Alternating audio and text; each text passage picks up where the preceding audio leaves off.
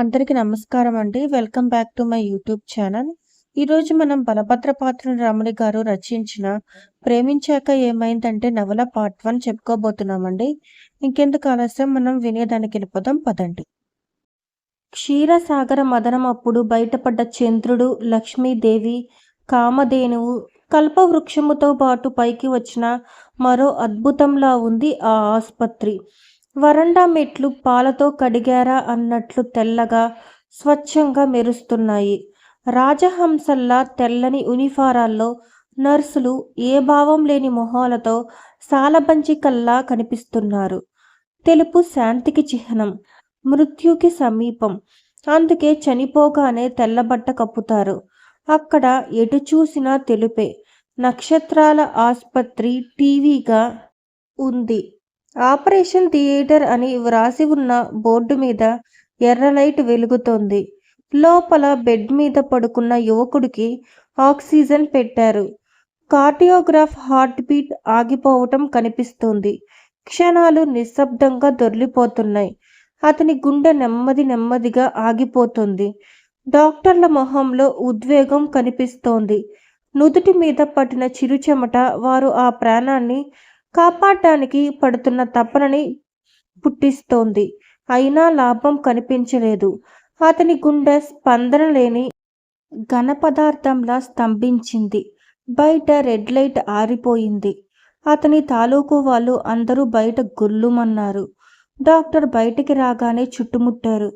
Please control your self అంటున్న ఆయన పరిగెత్తుకుంటూ వస్తున్న అమ్మాయిని చూసి ఆగిపోయాడు. ఆమె ఎంతో దూరం నుండి పరిగెత్తుకు వస్తున్నట్లు ఆమె ఆయాసం చెబుతోంది. వగరస్తూనే డాక్టర్ ఎక్కడా, నా రాజు ఎక్కడా అని అడిగింది.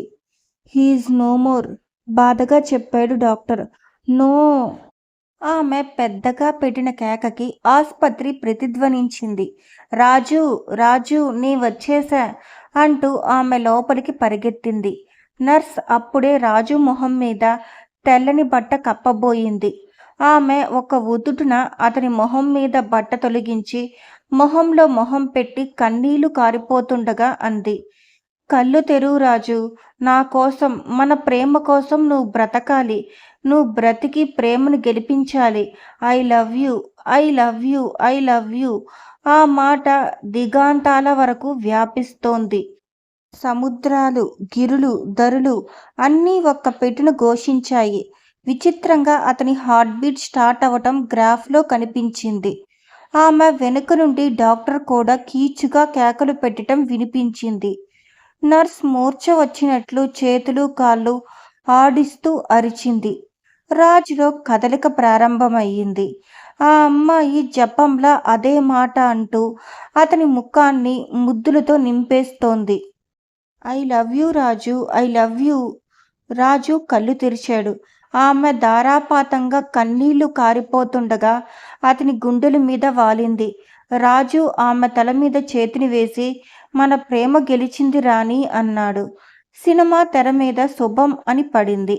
అప్పటిదాకా వేరుశెనక్కాయలు తింటూ చూస్తున్న కీర్తి భుజం మీద తన చెయ్యేసి గట్టిగా నొక్కుతూ మైత్రి, వావ్ అంది. కీర్తి ఆమె మొహంలోకి చూసింది. ఆమె ఇంకా ఏవో అద్భుత లోకాల్లో తేలిపోతున్నట్లు కళ్ళు అరమోడ్చి చూస్తోంది. పద అంటూ కీర్తి లేస్తుంటే ఒళ్ళోంచి ఎకనామిక్స్ బుక్ జారిపడింది. 30 రూపాయలు ఎకానమీ ప్రకారం నష్టం అని గొనికింది కీర్తి. సినిమా హాల్లోంచి బయటకొస్తున్న జనమంతా గంభీరంగా ఉన్నారు.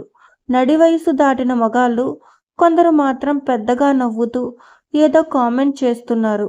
అమ్మాయిలంతా హీరోయిన్ తమలో పరకాయ ప్రవేశం చేసినట్లు గర్వంగా చూస్తూ తమది కాని పద్ధతిలో వయ్యారంగా నడుస్తున్నారు. అబ్బాయిలు బోలెడు కాన్షియస్గా దొంగచూపులు చూస్తూ అమ్మాయిల్ని తాకడానికి ప్రయత్నిస్తూ నడుస్తున్నారు. కీర్తి, మైత్రి బస్టాప్కొచ్చారు. మైత్రి బస్టాప్లో జనాన్ని కాస్త దూరంలో అడుక్కుంటున్న బిచ్చగత్తని చూస్తూ, గైడ్ కొనడానికి అమ్మ ఇచ్చిన 25 రూపాయలు పోయాయని చెప్పనా అని అడిగింది. కీర్తి వెంటనే వద్దు, అబద్ధం చెప్పకు అంది. మైత్రి సిగ్గుపడి నాకు చెప్పాలని లేదు కానీ అని నసికింది. అబద్ధాలు చెప్పాల్సిన రోజులు ముందు ముందు ఇంకా చాలా వస్తాయి. వేస్ట్ చేయకు తత్వవేత్తలా చెప్పింది కీర్తి.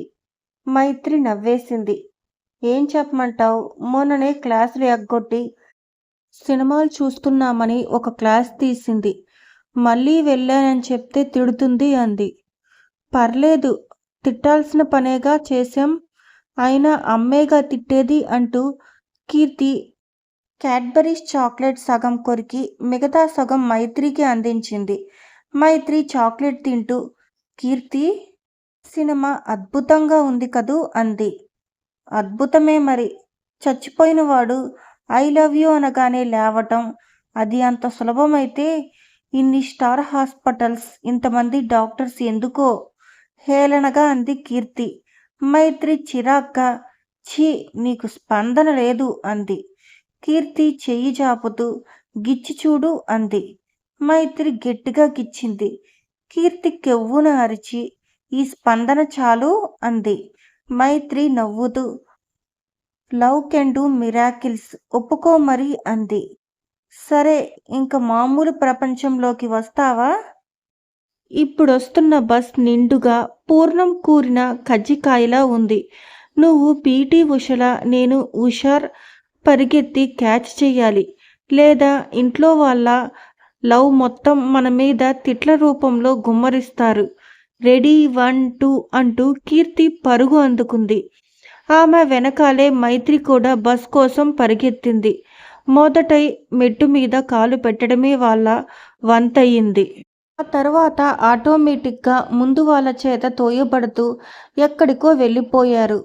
కారాకిళ్ళి, చెమట, స్నో అన్నీ కలిసిన వింత వాసన ముక్కుల్ని అలరిస్తోంది. కీర్తి ఒంటి కాలు మీద నిలబడి పట్టుకునే ఆధారం దొరక్క అటూ ఇటూ చూసి పైన రాడ్ అందుకుంది. లాస్ట్ సీన్ మాత్రం హైలైట్. 100 రోజులు ఆడించేస్తుంది. మైత్రి కూడా ఒంటి కాలు మీద నిలబడి రష్యన్ సర్కస్ చేసే అమ్మాయిలా మాట్లాడేస్తోంది. కీర్తి ఆమె చెవిలో నా బ్యాగ్ ముందు అరలో చెయ్యి పెట్టి ఒక నీలం రంగు కాగితం ఉంటుంది తీయి అంది. బస్ పాసా అడిగింది వెతుకుతూ మైత్రి. కాదు, మా బావ రాసిన ఉత్తరం అంది కీర్తి. హే, చిన్నగా కన్ను కొట్టి మైత్రి నీలిరంగు కాగితాన్ని బయటకి తీసింది. దొరికిందా, చదువు అని పైనున్న రాడ్కి చెయ్యి మార్చుకుంది కీర్తి. ఇప్పుడా? మైత్రి ఇబ్బందిగా చూసింది. ఆమె వెనకాల నిలబడ్డ కుర్రాడు కావాలనే మీద పడి వీలైనంతగా ఆమె శరీరాన్ని తాకుతూ ఆనందిస్తున్నాడు. వీళ్ళు తూలినప్పుడల్లా ముందర నిలబడ్డ ముసలమ్మ గొణుకుతూ ఏదో తిడుతుంది. కాలేజీ అమ్మాయిల్ని చూస్తే వయసుడిగిన వాళ్ళకి అకారణ ద్వేషం. కీర్తి నెమ్మదిగా గట్టిగా పబ్లిక్ అనౌన్స్మెంట్లో అక్కర్లేదు, నెమ్మదిగా చదువుకో అంది. మైత్రి 2 వేల మధ్య దాన్ని పట్టుకొని కష్టపడి చదివింది. నిన్ను ప్రేమిస్తున్నాను. నువ్వు చెప్పేది వింటాను. నువ్వు చెయ్యమన్నది చేస్తాను. నీకోసం ప్రార్థిస్తాను హైల్. చదవటం ఆపి చాలా రొమాంటిక్గా వ్రాసాడే మీ పప్పు ముద్ద. కానీ చివర్లో ఈ హైల్ అన్న పదమే అర్థం కాలేదు. నీ ముద్దు పేరా అంది. కీర్తి ఏది చూపించు అంటూ ఆ కాగితాన్ని చూసి పెద్దగా నవ్వింది. వెనకనున్న కుర్రాడు ఏదో కామెంట్ చేశాడు. అందరూ తలలు తిప్పి వీళ్ళ వంక వింతగా చూశారు. ఆ త్రిశంకు స్వర్గంలో వేలాడుతూ నవ్వుకోగలిగినందుకు ఈర్ష్య కాబోలు. ఏమిటే ఆ నవ్వు అంది మైత్రి. అది నా హిస్టరీ నోట్స్లో పేజీ. హైల్ అంటే కీర్తి మళ్ళీ నవ్వి నా ప్రియతమ నాయకుడా అని హిట్లర్ని సంబోధించే పదం అని నవ్వడం కొనసాగించింది. మైత్రి ఆశ్చర్యంగా రోజు ఇలా ప్రార్థించేవారా అంది. ఆ, పిల్లల స్కూల్ నుండి ఇంటికొచ్చి తల్లిదండ్రుల్ని హైల్ హిట్లర్ అని విష్ చేసే పరిస్థితి కూడా ఉండేదట. ఏదైనా ముదిరితే పర్వర్షన్గా మారుతుంది. ఇంకో కవరుంటుంది, అది తీ అంది కీర్తి. మళ్ళీ మైత్రి గాల్లో ఒంటికాలు మీద నిలబడి కీర్తి బ్యాగ్లో చేయి పెట్టి ఉండరా అంది వెనకబ్బాయిని. అతను కంగు తిన్నట్లు చూసి పక్కకి జరిగాడు. పనిలో ఉన్నాను కదా, అలా మీద పడిపోతే? కీర్తితో గట్టిగానే అంటూ కవర్ బయటికి తీసింది. ఆ అబ్బాయి తల వంచుకొని వెనక్కి వెళ్ళిపోయాడు. కీర్తి మళ్ళీ గట్టిగా నవ్వింది. మైత్రి కీర్తి బావ వ్రాసిన ఉత్తరాన్ని మనసులో చదువుకుంది. కీర్తి, బావున్నావా? నా ట్రైనింగ్ పీరియడ్ పూర్తయింది. నాగ్పూర్ పోస్టింగ్ వేస్తారట. బహుశా నీ ఫైనల్ ఇయర్ పరీక్షల ముందే మన పెళ్లి జరుగుతుందనుకుంటా. పరీక్షలయ్యేదాకా మీ ఇంట్లోనే ఉంచి అయ్యాక ఇక్కడికి తెచ్చుకుంటాను. మావయ్యకి చెప్పి ఒక ప్రిస్టేజ్ కుక్కర్ కొనిపించు. నేను ఇస్త్రీ పెట్టె కొన్నాను. దాంతో బాగా ఆదా అవుతోంది. మా అమ్మ శకుంతల అక్కయ్య ఇంటి దగ్గర ఉందట. ఆదివారం వెళ్ళి చూసిరా. వెళ్ళేటప్పుడు మా అక్కయ్య కొడుక్కి 5 స్టార్ చాక్లెట్, మా అమ్మకి ఖర్జూరం కొనుక్కెళ్ళు. అత్తయ్యకి మామయ్యకి నమస్కారాలు చెప్పు. ఉదయ్ చదివి కీర్తి మొహంలోకి చూసి ఒక నిట్టూర్పు విడిచింది. కీర్తి నవ్వి ఏం అర్థమయ్యింది అంది. ఆదివారం నీకు కాబోయే అత్తగారి దగ్గరికి వెళ్తావని అంది మైత్రి. ఇదే జీవితం. కీర్తి కాలు మార్చుకుంటూ అంది. అంటే? మీద పడుతున్న ముసలాయన్ని మోచేత్తో వెనక్కి నెడుతూ అడిగింది మైత్రి. కీర్తి గంభీరంగా చెప్పింది. 99% జీవితాల్లో అద్భుతాలు జరగవు. మామూలుగానే ఒక అమ్మాయికి అబ్బాయికి వయసు రాగానే పెళ్ళవుతుంది. పిల్లలు పుడతారు. వాళ్ళు పెద్దవాళ్ళు అవుతారు. వీళ్ళు ముసలాళ్ళు అవుతారు. చివరికి పోతారు. ఒంటికాలు మీద నిలబడి నిండు బొస్సులో సంవత్సరాల తరబడి తపస్సు చేసిన జ్ఞానిలా చెప్పింది. మైత్రి టక్కున నాకు మాత్రం అలాంటి రొటీన్ లైఫ్ వద్దు అంది. పద అని ముందుకు నడుస్తూ వెనకున్న వాళ్ళతో ఇంకా సరిగ్గా నిలబడొచ్చు, మేం దిగిపోతున్నాం, బొత్తిగా పరాదార జీవులు అని తిట్టుకుంటూ నడిచింది మైత్రి. ఇద్దరు గజ ఈతగాళ్ళల్లా అందరినీ తోసుకుంటూ తొక్కుకుంటూ వచ్చి క్రింద భూమి మీద కాలు ఆంచి ముక్కుల నిండా స్వచ్ఛమైన గాలి పీల్చి వదిలారు. స్వాతంత్రం వచ్చినప్పుడు మన వాళ్ళు ఇలాగే ఫీల్ అయి ఉంటారు అంది కీర్తి. మైత్రి నవ్వేసి కీర్తి ఒక మాట అడగనా అంది. పర్మిషన్ గ్రాంటెడ్ చెప్పింది కీర్తి. నీకు మీ బావని తలుచుకోగానే ఏమనిపిస్తోందే? ఎప్పుడో మాకు పెళ్ళైపోయి సంవత్సరాల తరబడి కాపురం చేసి ఒకరినొకరం పాతబడిపోయామనిపిస్తుంది సిన్సియర్గా చెప్పింది కీర్తి. ఏదో మిస్ అవుతున్నాం అనిపించడం లేదు? జాలిగా అడిగింది మైత్రి. ఏం మిస్ అవుతున్నాం? ఎదురు ప్రశ్న వేసింది కీర్తి. 19 వయసులో ఒక ఆడపిల్ల అడగాల్సిన ప్రశ్నేనా ఇది? మందలింపుగా అంది మైత్రి. కీర్తి ఎప్పటిలా హాయిగా నవ్వేస్తూ మీ ఇల్లొచ్చేసింది. గైడ్ డబ్బుల గురించి ఏం చెప్పుకోవాలో ఆలోచించుకో. నీ వస్తా బాయ్ అని ముందుకు సాగిపోయింది. ఎవడో సైకిల్ మీద వెళ్తూ హాయ్ సోనాలి బింద్రే అని కామెంట్ చేసి కన్ను కొట్టాడు. మైత్రి ప్రశ్న గుర్తు చేసుకుంది కీర్తి. తనేం మిస్ అవుతుందో? ఈ వయసులో అందుకోవాల్సిన ప్రేమలేఖలు, షికార్లు, సినిమాలు ఇవేనా? తండ్రి గుర్తొచ్చాడు. కుటుంబాన్ని లాగి లాగి ఆయన వీపు వంగి వంగిపోయింది. తన చెల్లెల్ని తమ్ముళ్ళని కష్టపడి ఒక దారిని తెచ్చేసరికి ఆయన పిల్లలు ఎదిగి కూర్చున్నారు. కీర్తి వెనక ఇంకా ఒక తమ్ముడు చెల్లెలు ఉన్నారు. కీర్తి కోసం సంబంధాల వేట మొదలెట్టక్కర్లేకుండానే అక్కయ్య కొడుకు ఉదయ్ చేసుకుంటాననడం ఆయనకి ఓ వరంలా ఉంది. కీర్తికి మాత్రం ఉదయ్ లాంటి ఇంజనీర్ వరుడు. కానీ కట్నం లేకుండా ఎక్కడి నుండి వస్తాడు?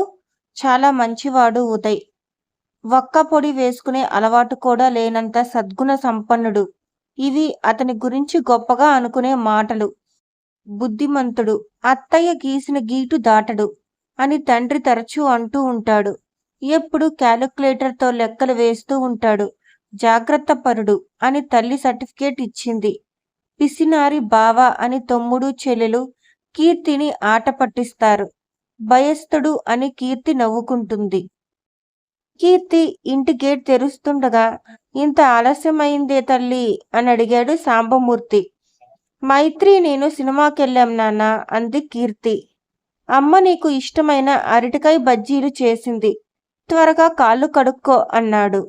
కీర్తి ఇంట్లోకి వెళ్ళి కాళ్ళు కడుక్కుంటూ తనని ఒక్క మాట కూడా అనని తండ్రిని తలుచుకుని గర్వంగా ఫీల్ అయ్యింది. మైత్రి ఇంట్లో వాళ్ళ అమ్మ దాన్ని తిట్టి తిట్టి ఈ పాటికి బీపీ తెచ్చుకుని ఉంటుంది. ఆ సినిమా చూడకపోతేనేమంటే అది వినదు.